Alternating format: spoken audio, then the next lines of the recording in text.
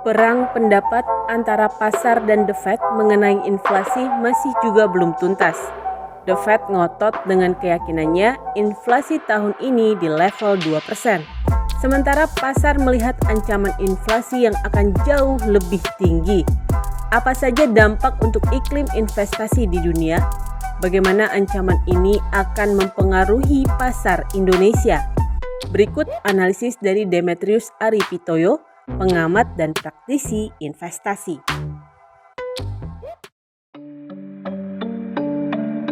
Oke, kita mesti bedain antara Indonesia dengan negara-negara lain. Di Fed itu ada penelitian dan mengatakan bahwa tingkat inflasi itu berkorelasi langsung dengan tingkat stimulus. Mereka menghitung, bilang, ya kita gede, tapi kenapa Jepang nggak terlalu gede? Gitu.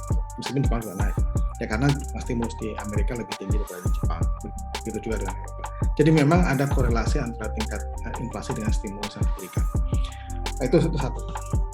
Nah, jadi pertanyaan besarnya sebenarnya juga seperti di The Fed itu adalah apa sih yang disebut dengan normal rate? Gitu. Normal rate itu rate yang bisa membuat inflasi ini kembali turun. Nah, masalahnya sekarang ini kan beberapa dari inflasi ini sifatnya transitory dan beberapa sifatnya mungkin bisa permanen. Terutama kalau sudah naik gaji itu kan menjadi permanen. Nah, memang nih jadi perdebatan besar antara angkanya itu sebenarnya berapa. Jadi kalau ditanya kenapa marketnya sekarang ini? Karena marketnya juga bingung gitu. Satu hal yang market jelas pikirkan adalah Fed itu pas dari kemarin-kemarin, Fed itu udah pasti ketinggalan lah. Fed itu udah, kalau sekarang di aja 7, ada yang bilang nanti bisa double digit, 10. Itu Fed ketinggalan, orang sekarang masih 0,25 gitu, belum baru. Sebenarnya kalau ada satu yang fund manager bilang, udah lah nggak usah ngeliat Fed, ngeliat aja 2 tahun itu sekarang 2,4 gitu. Jadi ya orang bilang harusnya 2,4. Bukan akhir tahun ini ya, tapi target yang harus di aim itu 2,4. Gampang aja lihat aja 2 year gitu. 2 year-nya US ya 2,4. Nah, tapi pertanyaannya lagi, apakah market secara umum sudah assume? Nggak tahu juga. Tapi banyak faktor yang nggak jelas. Jadi arahnya kalau Fed itu adalah pakai 2 year 2,4, makanya orang bilang 50 4 kali. Itu ada yang bilang 7 kali kan, 7 kali 25 itu 1,75. Kemarin udah naik 25 ya, jadi 2. Jadi sebenarnya kurang, itu bilang 2,4. Katanya arahnya begitu. Pertanyaannya, apakah di Indonesia harus naikin suku bunga? Itu lain cerita. Aku bilang sih Indonesia tetap harus ngikutin inflasi. Tapi 10 year-nya aja sebenarnya udah tinggi. 10 year-nya aja udah 6,8. 2 tahun mungkin sekarang sekitar 2,5 ya. Di kita, kalau menurutku sih secara umum, Indonesia itu lebih diuntungkan.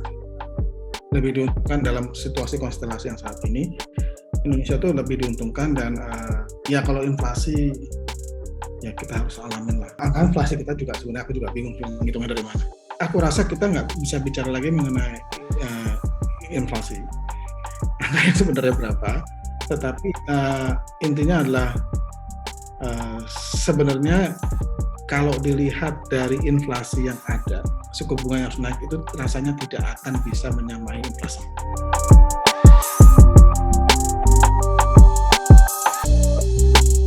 Itu explain kenapa saham itu cukup kuat, even di US, meskipun sudah jelas bonds mengatakan bahwa Anda resesi.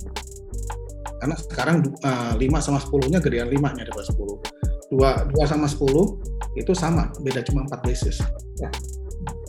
2, 5, 10, 30 itu flat, sekitar 2,5. Nah, katanya sih bisa inversion. Gitu. Artinya bukan udah pikirnya resesi. Kalau di kita sebenarnya obligasinya sudah cukup tinggi sih, 6,8. Tapi untuk performing mungkin susah. Tapi sebenarnya untuk lebih jelek tuh harusnya nggak banyak ya. Karena memang kita sendiri sebenarnya udah tinggi. Bayangin aja sebenarnya kayak deposito kan cuma satu sekian. Yang paling bagus menurut saham, kedua ya obligasi yang mungkin akan sedikit turun untuk sementara waktu daripada di deposito, because deposito is really killing you.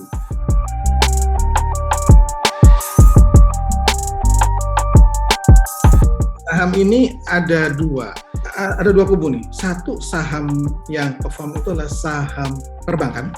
Satu lagi saham-saham yang terkait sama so-called green economy. Kalau kamu lihat even di coal aja, itu terjadi di divergent performance antara green economy related stocks dengan yang non-green stocks. Dan ada yang squeeze di tengah-tengah. Jadi squeeze di tengah-tengah itu banyak tuh, kayak consumer production.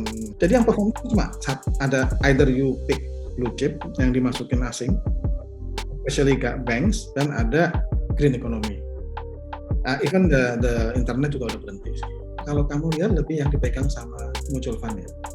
So if you at the top 10, itu ada Raw Energy itu ada di situ, terus ada Rum Mineral, sehari kemarin ESA, ya ada Harum misalnya, tapi nikel, Harum mungkin nggak tahu performance year to date ya, tapi sempat naik kan, ada Antam, ada Inco, itu kan so-called green economy related lah.